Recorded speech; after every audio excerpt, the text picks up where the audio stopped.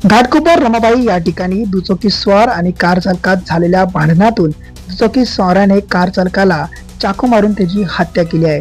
पूर्व द्रुतगती मार्गावर घाटकोपर रमाबाई जवळ आज रविवार दिनांक 25 मे रोजी दुपारी 2च्या सुमारास दुचाकी स्वार आणि कार चालकात झालेल्या भांडणातून दुचाकी स्वाराने कार चालकाची छातीत चाकू खुपसून हत्या केली आहे. जिशान शेख असे मयत कार चालकाचे नाव आहे. जिशान हा त्याच्या मित्रासह पूर्व द्रुतगती मार्गावरून कुर्ल्याच्या दिशेने जात होता. यावेळी घाटकोपर रमाबाई जवळ एक स्कूटीवरून चाललेल्या दुचाकी स्वाराला त्याच्या गाडीचा धक्का लागला. यावरून झालेल्या भांडणात दुचाकी स्वाराने त्याच्या दुचाकीत ठेवलेला सुरा बाहेर काढला आणि जिशानच्या छातीत खुपसला आणि त्याची हत्या केली आहे. ही हत्या करून आरोपी दुचाकी स्वार घटनास्थळावरून पळून गेला आहे.